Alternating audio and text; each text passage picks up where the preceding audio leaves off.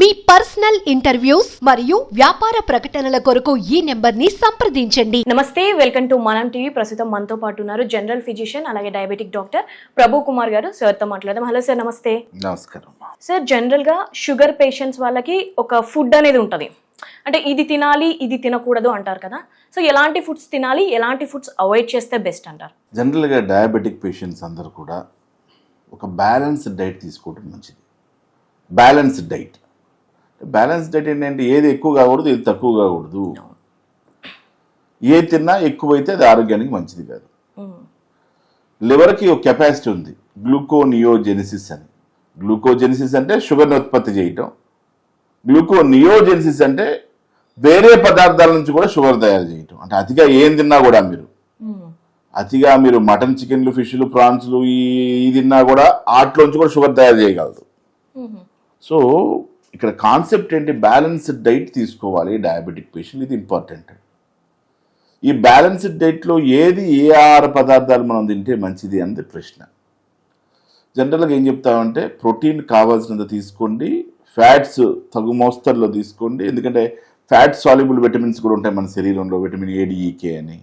Testosterone లాంటి hormones అనే vitamin మన ఫ్యాట్స్లోనే కరుగుతాయి. కాబట్టి తగు మోస్తరులో కావాల్సిన ఫ్యాట్స్ తీసుకోండి, తగు మోస్తరులో కావాల్సినటువంటి షుగర్స్ తక్కువలో తీసుకోండి, ప్రోటీన్ కావాల్సిన తీసుకోండి, ఫైబర్ ఎక్కువ తీసుకోండి అని చెప్తాం. ఫైబరు ప్రోటీన్ ఎక్కువ తీసుకోండి అని. ఎందుకంటే ఫైబరు ప్రోటీన్ మన ఆరోగ్యానికి మంచిది. ఎందుకు? ఫైబర్ వల్ల డైజెషన్ బాగా జరుగుతుంది, కాన్స్టిపేషన్ లాంటి ప్రాబ్లమ్స్ లేకుండా ఉంటాయి. అట్లాగే ఫైబర్ ఆహారంలో ఎక్కువ ఉంటాం, కానీ ప్రోటీన్ ఎక్కువ ఉండటం వల్ల శరీరం మజిల్ బిల్డప్ అవుతుంది ప్రోటీన్ వల్ల అనేది సబ్జెక్టు. మనం డైరెక్ట్ షుగర్స్ తీసుకోవడం వల్ల ఏంటి నష్టం అంటే, షుగర్స్ ఎక్కువ శరీరంలోకి ఎంటర్ అవ్వడం వల్ల బ్లడ్లో డెన్సిటీ పెరుగుతూ ఉంటుంది.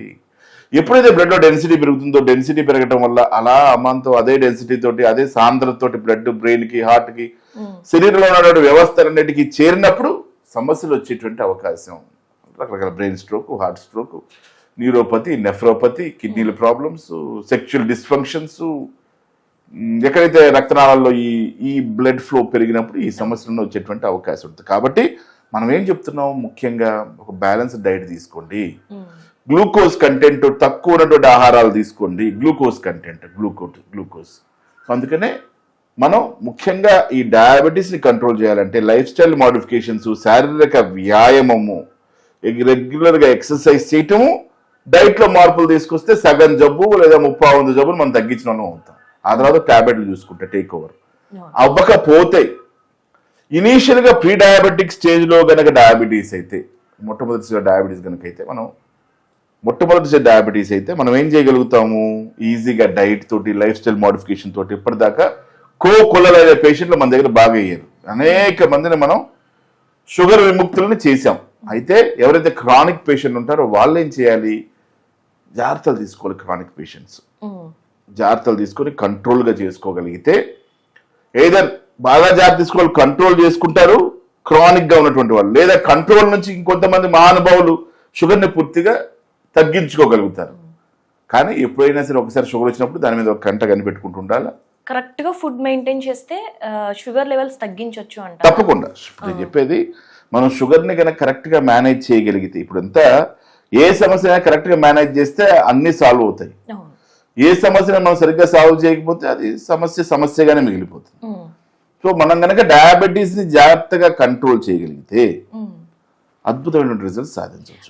దాంట్లో ప్రధానమైనటువంటిది ఏంటిది, మనం చాలా ప్రోగ్రామ్స్ చెప్తూనే ఉన్నాం, ఏమని, సమతుల్యమైనటువంటి ఆహార పదార్థాలు, బ్యాలెన్స్డ్ డైట్. దాంట్లోనే ముఖ్యమైన అంశం ఏంటి, ప్రోటీన్, ఫైబర్ బాగా తీసుకోండి. తక్కువలో తీసుకోవాల్సిన ఏంటి, ఫ్యాట్స్, షుగర్స్. ఇవి కనుక తక్కువలో తీసుకుంటే ఆరోగ్యం అద్భుతంగా కొనసాగుతుంది. అట్లాగే విటమిన్ డి, విటమిన్ B12 లోపాలు లేకుండా కూడా చూసుకోగలగాలి. మెడిసిన్స్ ఏమంటారు సార్? మరి మెడిసిన్స్ నేను అదే చెప్తున్నాను. ప్రధానంగా ఇవి గనక చేయగలిగితే మెడిసిన్స్ అవసరం లేకుండా అవుతుంది. లేకపోతే అన్నం లాగా మెడిసిన్స్ గోళీలు తినాల్సిన అవసరం ఉంటుంది. మనమైతే 3 పూట్ల 4 పూట్ల భోజనాలు చేస్తుంటాం, 2 పూట్ల భోజనాలు చేస్తుంటాం. అట్లా జీవితాంతం మందులు తినుకుంటూ పోవాలి. ఏదైనా మందులు తింటామా లేదా జాగ్రత్త పడతామన్నది మన ఇష్టం, మన మీద ఆధారపడుతుంది అది అంశం. సో కంప్లీట్ గా మెడిసిన్స్ అనేది కూడా అవాయిడ్ చేయొచ్చు అంటారు. అంటే ఒక్కొక్క మనిషి ఒక్కొక్క అద్భుతమైన సృష్టి. ఒక్కొక్క మనిషి ఒకళ్ళకి మెడిసిన్స్ అవసరం పడతాయి, కొంతమందికి అవసరం పడవు. కొంతమంది డైట్ ఎక్సర్సైజ్ స్టార్ట్ చేసినటువంటి 2-3 నెలల్లోనే అద్భుతాలు సాధిస్తారు. కొంతమంది సాధించలేకపోవచ్చు. కొంతమందికి స్ట్రెస్ లెవెల్స్ ఎక్కువ ఉండొచ్చు. డయాబెటీస్ లో స్ట్రెస్ కూడా చాలా ఇంపార్టెంట్. కాబట్టి స్ట్రెస్ లెవెల్స్ ఎక్కువ ఉంటే కూడా డయాబెటీస్ కంట్రోల్ కాదు. వాళ్ళు వ్యాయామం చేయొచ్చు, లైఫ్ స్టైల్ మోడిఫికేషన్స్ లో ముఖ్యంగా ఆహార పదార్థాలు కంట్రోల్ చేయొచ్చు. చేసినప్పుడు కూడా వాళ్ళకి రిజల్ట్ రాదు. ఎందుకు? Stress is also important factor. Stress, anxiety disorders ఉన్న వాళ్ళకి కూడా బీపీ, షుగర్లు, గుండె జబ్బులు పెరిగేటువంటి అవకాశం ఉన్నట్టుగా అనేకమైనటువంటి ప్రచురణలు క్లినికల్ స్టడీస్ లో తెలియజేయబడ్డాయి. ఇది ఒక ప్రధానమైనటువంటి అంశం. అయితే అసలు మనం ప్రోటీన్ అంటున్నాం, ఫైబర్ అంటున్నాం. ప్రోటీన్ ఏంటి, ఫైబర్ ఏంటి, షుగర్స్ ఏంటి అనే విషయాల మీద ప్రజలకు అవగాహన ఉండాలి. ఈ ప్రజలకు ఎప్పుడైతే ఈ ప్రోటీన్ అంటే ఏంటి, ఫైబర్స్ అంటే ఏంటి, తర్వాత షుగర్స్ అంటే ఏంటి, తర్వాత ఫ్యాట్స్ అంటే ఏంటి అనేటువంటి అంశాల మీద అవగాహన ఉంటే వాళ్ళు ఈజీగా డయాబెటీస్ ని కంట్రోల్ చేయగలుగుతారు, లేదా ఇతర ఆరోగ్య సమస్యలను కూడా కంట్రోల్ చేసుకోగలుగుతారు. దాన్ని కూడా క్వాంటిటీ వైజ్ గా తీసుకోవాలి. సో అదే నేను ఎక్కువ తీసుకుంటే కూడా ప్రాబ్లమే. అదే గ్లూకోనియోజెన్సిస్ అనే ప్రాసెస్ ద్వారా లివర్ ఎక్స్ట్రా ఉన్నటువంటి ప్రోటీన్ కూడా షుగర్ గా మార్చేటువంటి అవకాశం ఉంది కదా. దాన్ని గ్లూకోనియోజెనిసిస్ అనేటువంటి ప్రాసెస్ అంటాం. దీంతో కూడా కేర్ఫుల్ గా ఉండాల్సిన అవసరం. అయితే ఫుడ్ మెయింటెనెన్స్ గురించి చెప్పారు కాబట్టి, అయితే జనరల్ గా బ్రేక్ఫాస్ట్ ఈ టైంలో, లంచ్ ఈ టైంలో, ఈ టైంలో చేస్తే మంచిది అంటే ఏ టైంలో చేస్తుంది? మనం ఏమంటామంటే అమ్మా, ఇన్సులిన్ రెసిస్టెన్స్ తగ్గించాలి అంటాం. ఇప్పుడు మీరు ఎన్నిసార్లు తింటే అన్నిసార్లు షుగర్ పెరిగేటువంటి అవకాశం ఉంటుంది. ఇప్పుడు మనం తినగానే ఇన్సులిన్ రిలీజ్ అవుతూ ఉంటుంది. షుగర్ ఆహారం మనం తినగానే ఇన్సులిన్ రిలీజ్ అవుతూ ఉంటుంది. ప్యాంక్రియాస్ దగ్గర నుంచి ఇన్సులిన్ రిలీజ్ అయింది. కానీ ఇన్సులిన్ రిలీజ్ అయింది, పని చేయాలి. మైటోకాండ్రియల్ డిస్ఫంక్షన్ వల్ల ఒక అంశం ఇది. మైటోకాండ్రియల్ డిస్ఫంక్షన్ వల్ల రిలీజ్ అయినటువంటి ఈ ఇన్సులిన్ పని చేయదు. దాన్నే ఇన్సులిన్ రెసిస్టెన్స్ అంటాం.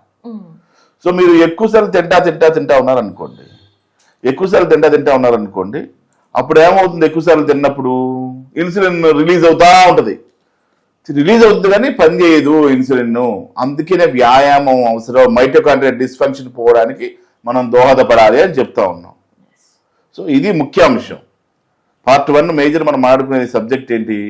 ఒక బ్యాలెన్స్డ్ డైట్, సమతులైనటువంటి ఆహార పదార్థాలు, ఇవన్నీ కూడా మనం తినాలి. నమస్కారం.